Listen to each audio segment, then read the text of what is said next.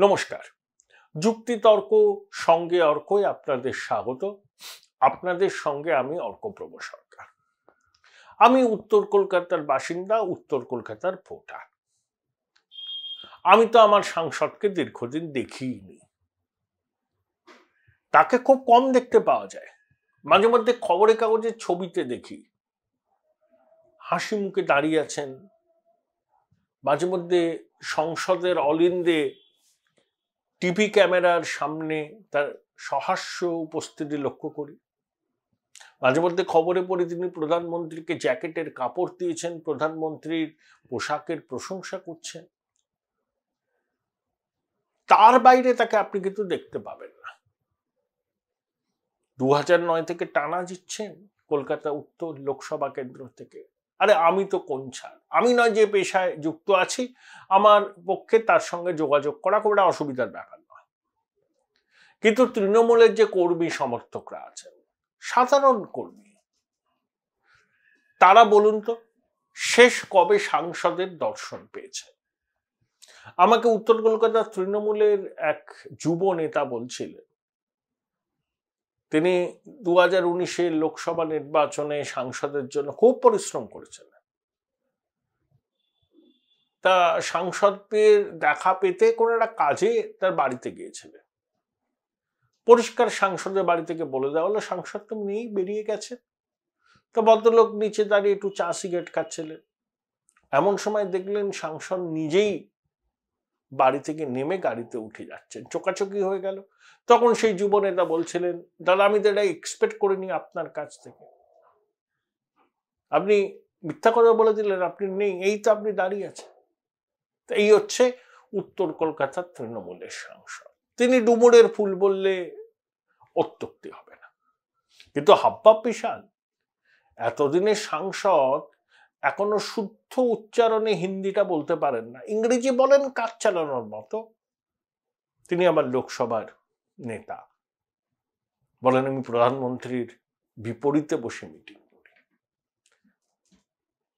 এই ভদ্রলোক কাদের নিয়ে চলেন মনে আছে? জোড়া মোমবাতি নিয়ে তিনি একবার নির্বাচনে তৃণমূলের প্রার্থীর বিরুদ্ধে দাঁড়িয়েছিলেন। সেটা কলকাতা উত্তর পশ্চিম লোকসভা কেন্দ্রের 2004-এ। মমতা বন্দ্যোপাধ্যায় যখন এনডিএ থেকে বেরিয়ে এলেন, ভদ্রলোক চাননি যে মমতা এনডিএ থেকে বেরিয়ে আসুন। খুব ইচ্ছা ছিল মন্ত্রী হওয়ার। আদবানিজির সঙ্গে খুব যোগাযোগ রাখতেন। আদবানিজির সেক্রেটারি ছিলেন দীপক চোপড়া, তার সঙ্গে রাখতেন। তা আদবানিজির পরামর্শে অটলজি সুদীপকে মন্ত্রী করার ব্যাপারে মনস্থির করেন। সুদীপের কাছে ফোনও আসে, কলকাতা থেকে স্পেশাল ধুতি পাঞ্জাবির অর্ডার পর্যন্ত দেওয়া হয়। মমতা বন্দ্যোপাধ্যায় জানতে পেরে সরাসরি বলেন যে আমার মত নেই সুদীপ মন্ত্রী হন। তা সুদীপের মন্ত্রী হওয়া হয়নি, যদিও 2009 সালে তিনি কিছুদিন জন্য প্রতিমন্ত্রী হয়েছিলেন। সুদীপকে বলা হয় রায়গঞ্জে গিয়ে প্রিয়বাবুর বিরুদ্ধে লড়াই করতে। সুদীপ রাজি হয়নি। কলকাতা উত্তর পশ্চিম কেন্দ্রে জোড়া মোমবাতি চিহ্নে লড়ে প্রায় 1 লক্ষ ভোট পেয়ে তৃণমূল বিজেপির জোট প্রার্থী তখনকার কলকাতার মেয়র সুব্রত মুখার্জিকে হারিয়েছিলেন। জোড়াবাগানের মিন্টু শীল জয়ী হয়েছিলেন। সেই ভদ্রলোক আবার এবার প্রার্থী। অভিষেক বন্দ্যোপাধ্যায় চাননি তিনি প্রার্থী হন, তার অনুগামী কেউ চাননি তিনি প্রার্থী হন। কুণাল ঘোষ যেভাবে সুদীপবাবুকে আক্রমণ করেছিলেন, তারপর আবার সুদীপবাবুর ফোন পেয়ে তার বাড়িতে গিয়ে চা সিঙ্গারা খেয়ে এসেছিলেন। এগুলো কুণাল বাবুর পক্ষে সম্ভব, কিন্তু মন থেকে তো অভিষেকের লোকজন সুদীপ বাবুর প্রার্থী পদ মেনে নিতে পারেননি। মমতা বন্দ্যোপাধ্যায় করেছিলেন সুদীপ বাবুকে, তারা বাধ্য হয়ে হজম করেছেন। অ্যাপারেন্টলি বলছেন সুদীপ দা জিতবেন। আমি ওই তৃণমূলের নবীন প্রজন্মের এক নেতা মন্ত্রীর সঙ্গে কথা বলছিলাম, তিনি মনে হয় সুদীপ বাবু জিতবেন। কিন্তু তারপরেই বললেন যে তাপস বাবুর দল ছেড়ে যাওয়াটা কিন্তু ক্ষতি হয়েছে। বিজেপির 2-3 জন কাউন্সিলর আছে, কংগ্রেসের 1 জন আছে, 60 জনের মধ্যে 55-56 জন তৃণমূলের। কলকাতা উত্তরে 60টা ওয়ার্ডের মধ্যে আগের বারে 1,27,000 ভোটে জিতেছিলেন সুদীপ বাবু। কি কি কেন্দ্র আছে? কাশীপুর বেলগেছিয়া, শ্যামপুকুর, মানিকতলা, জোড়াসাঁকো, এন্টালি, চৌরঙ্গি, বেলেঘাটা। 15 লক্ষের কাছাকাছি ভোটার, 21% মুসলমান ভোটার। একমাত্র চৌরঙ্গীর নয়না বন্দ্যোপাধ্যায়, জোড়াসাঁকোর বিবেক গুপ্তা ছাড়া কোনো বিধায়ক সুদীপ বাবুর সঙ্গে নেই। আর তাপস রায় উত্তর কলকাতার ভূমিপুত্র, 10 বছরের কাউন্সিলর, বড়নগর এবং বিদ্যাসাগর কেন্দ্র থেকে নির্বাচিত বিধায়ক। সুদীপ বন্দ্যোপাধ্যায়কে প্রিয়বাবু সম্ভবত 72 সালে বিধানসভা নির্বাচনে টিকিট দেন বউবাজার কেন্দ্র থেকে, সিটিং এমএলএ কে রিপ্লেস করে। আদতে বহরমপুরের ছেলে, কিন্তু দীর্ঘদিন কলকাতায় থেকে রাজনীতি করেছেন, কিন্তু তিনি ভূমিপুত্র নয়, সেটা কোনো কথা নয়। ভূমিপুত্র না হলে নির্বাচনে লড়তে পারবেন না তা নয়, কিন্তু সুদীপ বাবু ডুমুরের ফুল। আর তৃণমূলের কর্মীদের মধ্যে তাকে ঘিরে মারাত্মক অসন্তোষ। তাপসবাবু বলেছেন, এবার উত্তর কলকাতায় তৃণমূলের কর্মীরা, সমর্থকরা বিবেক ভোট দিন। 1969 সালের রাষ্ট্রপতি নির্বাচনে ইন্দিরা গান্ধী কংগ্রেসের অফিসিয়াল প্রার্থী নীলাম সঞ্জীব রেড্ডির বিরুদ্ধে বিবি গিরিকে সমর্থন করেছিলেন, বলেছিলেন যে বিবেক ভোটের ডাক, বিবি গিরি জিতেছিলেন। সেই বিবেক ভোটের ডাক দিয়েছেন তাপসবাবু। Join Indian Institute of Hotel Management now. Right choice, right decision. তিনি বলছেন যে আমি উত্তর কলকাতার ভূমিপুত্র, যখন ডাকবেন তখন পাবেন, আমার দরজা সবার জন্য খোলা, আমাকে ফোন করলে আমি ফোন ধরবো, চেষ্টা করব আপনাদের কথা শোনার, সমস্যার সমাধান করার। আর যদি নির্বাচিত হই, উত্তর কলকাতার জন্য সরব হব, কিন্তু আমাকে আপনারা পাবেন। তখন বিজেপির সংগঠন তো খুব একটা ভালো নয়, কিন্তু পপুলার সাপোর্ট আছে। আর এই যে বিবেক ভোটের ডাক, এটা কিন্তু তৃণমূলের কর্মী সমর্থকদের আন্দোলিত করেছে। তমগ্ন ঘোষ উত্তর কলকাতায় বিজেপির সভাপতি। তমগ্ন ছেলেবেলা, আমি ওকে চিনি। ওর বাবা তপন কুমার ঘোষ সুদীপ বাবুর খুব ঘনিষ্ঠ ছিলেন, ওই এমপি ল্যাডের ফান্ড টান সব দেখতেন। কিন্তু বাবা সুদীপ বাবুর ঘনিষ্ঠ হলে ছেলেকেও সুদীপ বাবুর ঘনিষ্ঠতা হবে তার কোনো কারণ নেই। কুণাল বাবু ওই তমগ্ন ঘোষকে নিশানা করে বলেছেন তমগ্ন ঘোষ সুদীপ বাবুর হয়েই কাজ করছেন, যদিও বিজেপির সভাপতি। এরা অবিশ্বাসের বাতাবরণ তৈরি করার জন্য। এগুলো রাজনীতিতে হয়। কিন্তু বিবেক ভোটের ডাক যে দিয়েছেন তাপসবাবু,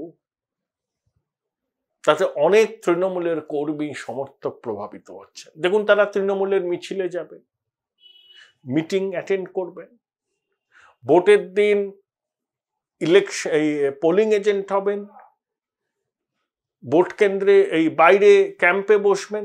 সবাই কি জোড়াপুলে ভোট দেবেন? নাও দিতে পারে, কারণ তারাও বিবেক ভোটের ডাককে উপেক্ষা করতে পারছে না। কারণ তাপসবাবুর একটা তো ইমেজ আছে যে তিনি অ্যাক্সেসেবল, তাকে পাওয়া যায়। বড়নগরে তিনি চষে ফেলতেন, 11 সাল থেকে টানা জিতে আসছেন। স্বাধীনতার পর প্রথমবার 2011 সালে বড়নগরে বামপন্থীরা হেরেছিল। 52 থেকে 2011 কোনোদিন ওই কেন্দ্রে বামপন্থীরা হারেননি। জ্যোতিবাবু হেরেছিলেন সিপিআই এর প্রার্থী শিবপদ ভট্টাচার্যের কাছে। তারপর ওটা আরএসপি জিতত, মতীশ রায়, অমর চৌধুরী ইত্যাদি।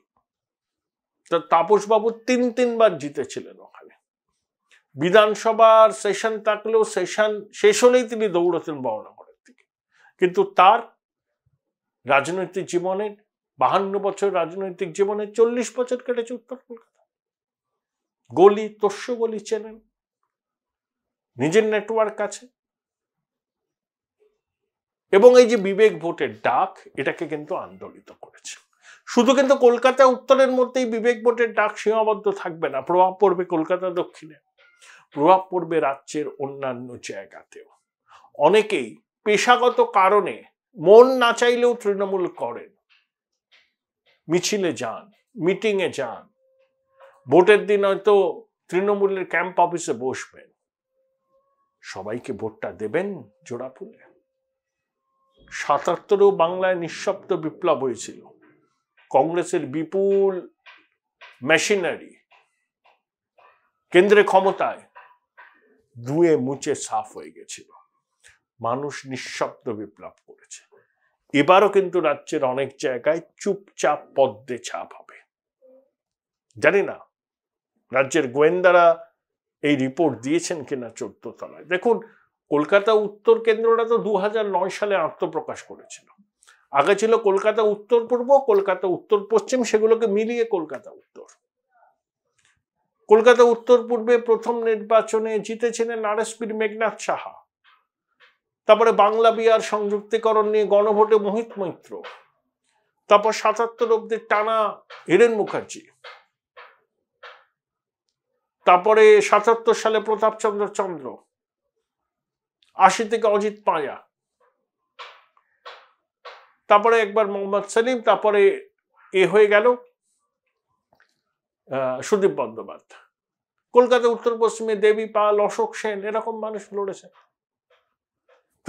খুব প্রেস্টিজিয়াস পার্লামেন্টারি কনস্টিটিউয়েন্সি, এবং বিজেপির রাজ্য দপ্তর কলকাতা উত্তর লোকসভা কেন্দ্রের মধ্যে। তাই তাপস বাবুর বিবেক ভোটের ডাক কিন্তু আন্দোলিত করেছে তৃণমূলের অনেক কর্মী সমর্থককে, এবং রাজ্যের অন্যান্য জায়গাতেও কিন্তু তৃণমূলের কর্মী সমর্থকরা বিবেক ভোট দেবেন এবার। নানাবিধ কারণে তারা প্রকাশ্যে প্রতিবাদ করতে পারে না তৃণমূলের অপশাসনে। আর নিয়োগ দুর্নীতির অভিঘাত তো তাদের পরিবারেও পড়েছে। তাদের পরিবারের ছেলে মেয়েরা তো লেখাপড়া করেছে, একটা চাকরির প্রত্যাশা করে। তাদের চাকরিটা যখন টাকার বিনিময়ে নিলাম হয়, তার অভিঘাতটা তাদের বাড়িতেও পড়ে। নানাবিধ কারণে তারা মুখ খুলতে পারেন না, প্রতিবাদ করতে পারেন না, ভিতরে ভিতরে গুমড়ো। কিন্তু সুযোগ পেলে গণতান্ত্রিক পদ্ধতিতে মানুষ কিন্তু এর বদলা নেবে, ইভিএম এ নেবে, হাঁটবে শাসক দলের মিছিলে, শাসক দলের ব্যাজ লাগাবে পোশাকে, ক্যাম্প অফিসে বসবে, হয়তো পোলিং এজেন্টও হবে। কিন্তু অনেকেই এবার চুপচাপ পদ্মে ছাপ দেবে।